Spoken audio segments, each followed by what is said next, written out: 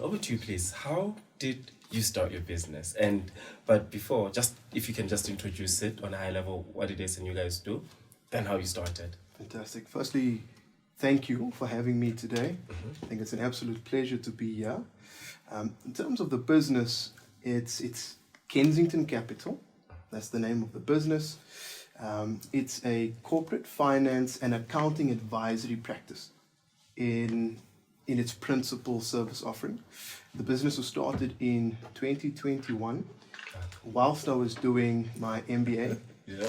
And the MBA and some of the key concepts and learnings was the catalyst for starting the business. Oh, okay. Interesting. Wow. So an MBA catapulted you to starting the business. Yes, absolutely. Oh, okay. Okay. So just in terms of the practicalities, so you know the motivation, how you started, but what are the Kensington Capital? So what are the nitty-gritties like? You know, did you do you have the background, or what is besides the MBA really, like how did you go about the actual starting, getting your first client, etc., etc.? Fantastic question. And the background behind the company, Kensington Capital, is that I've worked in the industry for almost over 10 years. Yes. So my background is I'm a chartered accountant by qualification, and I had done my MBA as well.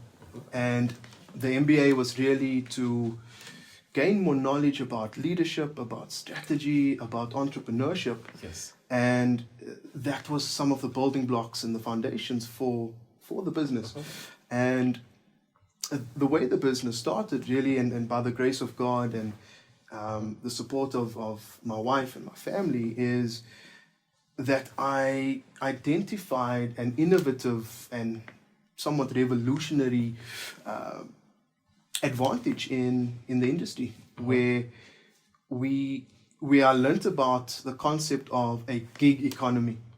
Oh yes. During my MBA journey. Yeah. And what the gig economy says is it takes highly skilled, experienced and qualified individuals, and they typically work on a freelance consultant model. Yeah. And what that allowed is it allowed that these individuals could work on a project by project, a gig economy. It's a gig, yeah. Right? And during COVID specifically, when the model of work changed, it went quite abruptly into a remote or hybrid working environment. And I identified that there was an opportunity to take skilled individuals through the independent consultant model and bringing them together in a form which we call collaborators. So we've tokened and we've sort of trademarked this term, collaborators, and it's grown now to over 15 collaborators at the moment. Sure. And we've had inquiries for over 200 collaborators wanting to join the family, as it were. And what the collaborators do and what the model allows is typically in corporate finance, if I can give you an example, we do a varying degree of services which range from transaction support, valuations, due diligence work, transaction advisory work, which effectively it's providing clients with access to skilled and knowledge workers and individuals in a very different format to the typical rigid, traditional industry.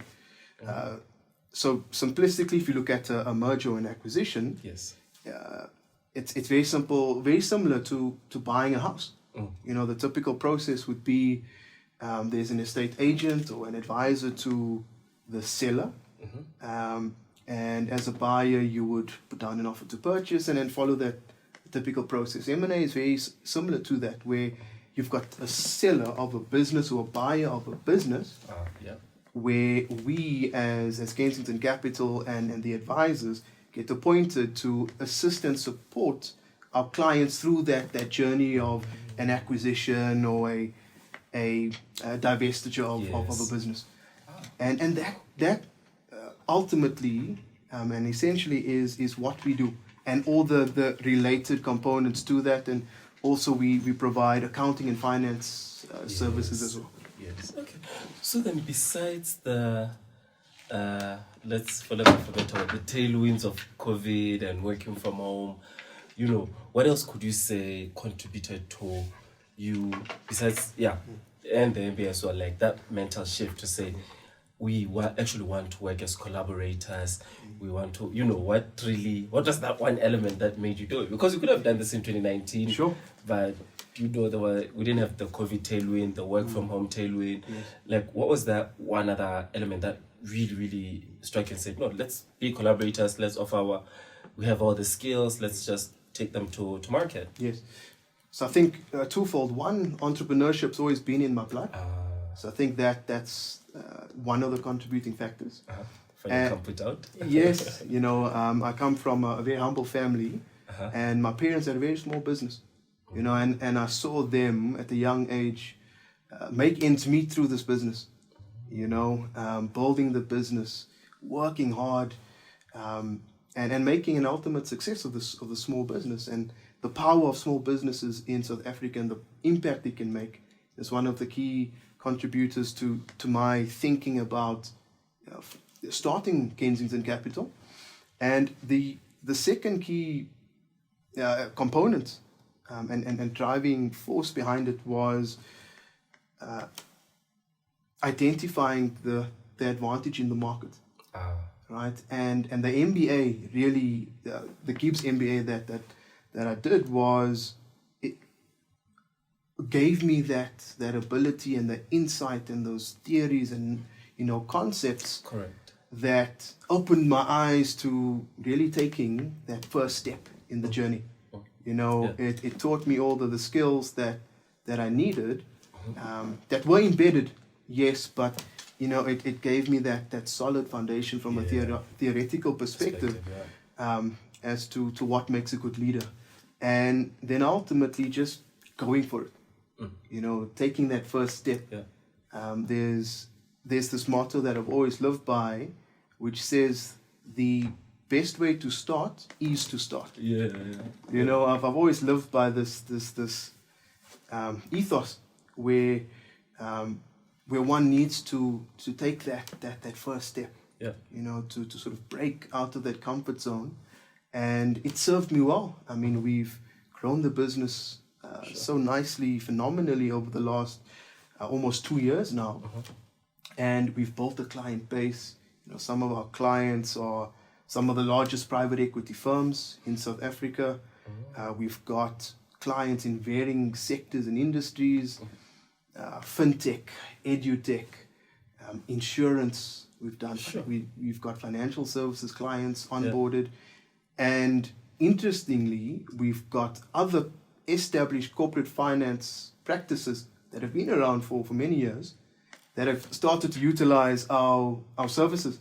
Sure. And yes, I think you've got... What's a differentiator? I know that's the one question I actually want to ask. And the differentiator is innovation. It's breaking that mold of a traditional corporate finance advisory practice, where you've got several employees working on a permanent basis, full-time, with very high overheads to have permanent staff, where we are able to tap into that growing pool of investment bankers and corporate finance professionals who are working independently, and they don't have the ability to collaborate together. They're working on their own, as it were.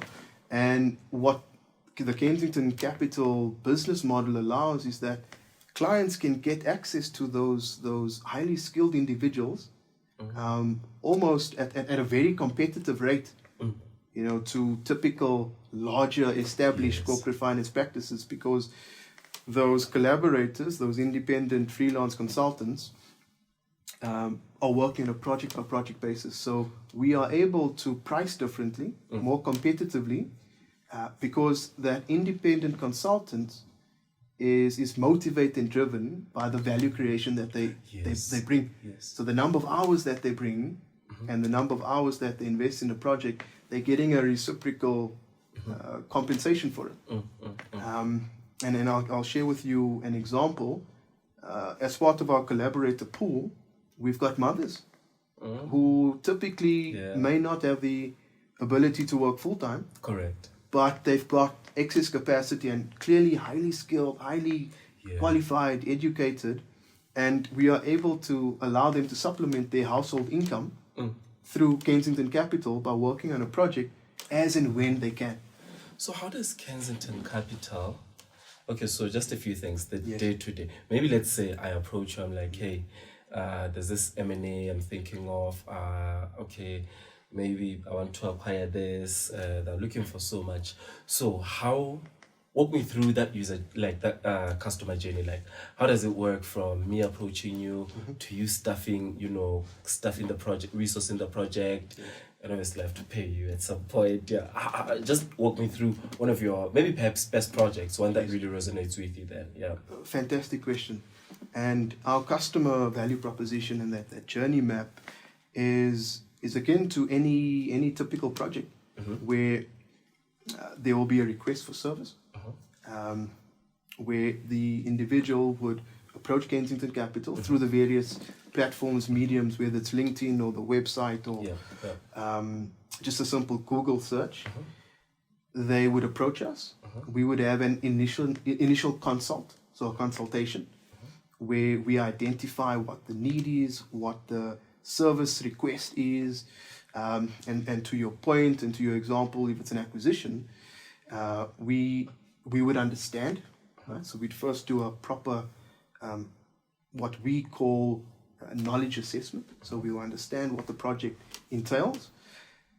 Then once we've agreed and contracted with the client, which is a simple, typical industry norm, we would then identify what the correct collaborators would be. So we'll pull in those collaborators for the specific project. And based on the project need. Great. So let's just track back. You said then you resource a team. Like, can you just take the conversation from there after, like, you've done the initial analysis, then you resource the team, then how do we take it forward from there? Fantastic. So you would resource the team with the most appropriate collaborators. Right, so you've got the team in place. Right, whether it can vary. It could be senior or junior, so you'd get the right mix. And for Kensington Capital, diversity is paramount.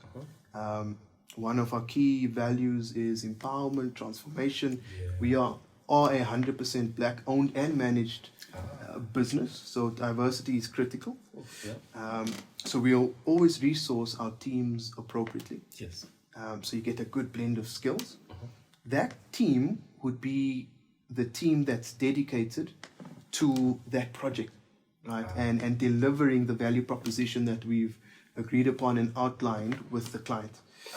And from resourcing, we'll then start the relevant project, right? So that will be, you'll have kickoffs, you'll have, and it depends on the nature of the project, but you'll kick it off, you'll have regular engagements with all the stakeholders, you'll drive that project forward, given your experience and in what that particular piece of work entails, and you'll drive that through until financial close or the culmination of the project.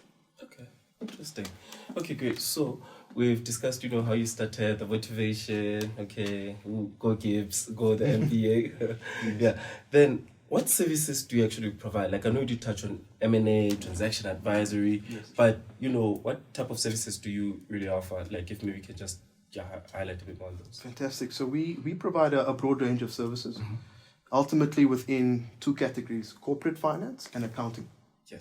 Corporate finance entails lead advisory or M&A. You've got sales side advisory services, buy side services, and transaction support services. So it's every aspect of what is required to drive an acquisition or a sale of a business. Right, so it's all of that relevant and the pertinent services that you need. So it's an all-encompassing end-to-end service offering. And then the accounting pillar of the business, it's accounting support services, it's outsourced finance services, and it's annual financial statement preparation. Okay, so you're the people I have to talk to in case I'm in trouble with SARS with my business. Okay. Yes, correct. So we've got collaborators in that vertical. Yes. So and the corporate finance is the other vertical of the business, and we've got collaborators that do both verticals.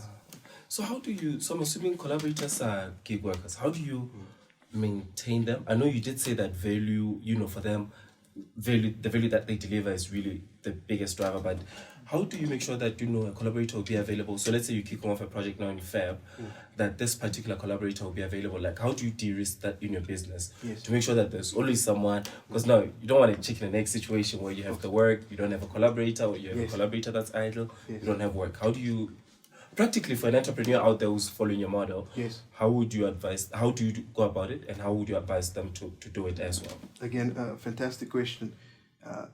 The key requirement and the key consideration for resourcing is ensuring that you have regular engagements with the collaborators.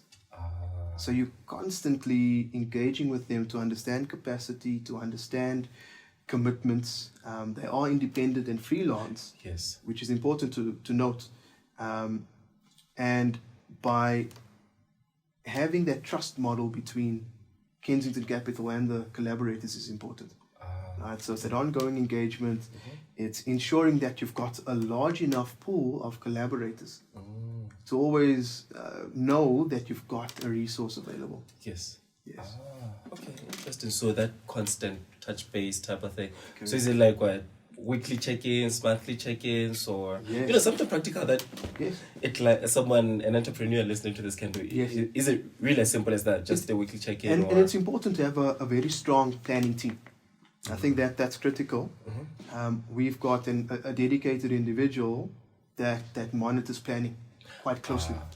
Right. So you need to have a strong administration team, particularly in the planning side, where you need to ensure what the capacity is, and you're almost extrapolating that. Right. So what I mean by that is you planning 6 months ahead. Right, 6 to 12 months ahead, based on the projects that you either have, the pipeline that you have available, and ensuring that you've got the right resources and collaborators available. Okay, interesting model. Like also how you keep them glued in, because for me I think that would have been a challenge. Like how do you just always keep them glued in to make sure that they're available when you need them? In terms of what's your biggest most recent interesting project that you've worked on? So we've been fortunate. Firstly, we've been blessed really to work on some fantastic projects. We just recently worked on a very large project which transaction size was in the insurance industry. Transaction size was effectively R1 billion. And we were able to work quite closely with the client in progressing that transaction. We were quite key critical and essential to driving that project forward. We've worked in industries such as fintech, edutech. Edutech, it's a very prevalent and relevant industry at the moment, where you've got clearly the need to drive education in South Africa to really alleviate poverty and income inequality, and to gain employment and increase employment in the country. And we were able and fortunate to work in this edutech space, where it's bringing education and technology together to drive bringing that education to the masses. And we were involved in that project. We've also worked in a financial services business where it's looking to revolutionize money distribution in the country, where it's breaking the mold of a typical bank where you're paying exorbitant fees in certain instances, and allowing the free flow of money from the person investing or the person providing the money to the ultimate end user, and no loss of money from beginning to end. So we've been involved in a project like that. So we've been involved in some fantastic projects. Nice, okay. No, I think I really, and I think everyone listening to the podcast has a great sense of what Kensington Capital does. So how do people get hold of you? Like, yeah, like all platforms. Please Yes. go all out. Fantastic. So the key platforms, it's the website. It's kensingtoncapital.co.za. All of the relevant particulars will be on there. There's a contact form that you simply fill out, and it'll be sent directly to the Kensington Capital team. You can also find us on LinkedIn. Quite simple search is Kensington Capital, and everything will pop up. And the email address that you can also just email directly is info@kensingtoncapital.co.za, and it's a mailbox that is constantly monitored. Yeah. So those are the various platforms. Oh, nice. And then quite simply a Google search. Please search Kensington Capital South Africa, and you'll find all of our particulars. Oh, nice. Okay, great. Then, so the show we usually just say whatever. If there's anything that you can give away for free, like to some of the people listening to the show, you know, do you have any particular thing that's running now that whoever that's listening can perhaps, you know, just reach out and say, hey, I heard that Kensington Capital is doing this. Just anything. Yes. Yeah. No, I think a giveaway is probably the best way to really get the listeners and the subscribers to understand. So one of the giveaways would be that we would provide consulting services for a fledgling SMME, a small to medium-sized entity. Because there is a need to grow those businesses. And what we at Kensington Capital would do is to help the client or the winner develop their strategy, potentially optimize their business plan, and to on a collaboration basis, understand and develop the growth strategy of the business. Okay. Which is very important in an SME, you know, typically raising funding for an SMME is critical. And we have the tools, experience to facilitate and support and really assist, you know, the winner in driving that forward.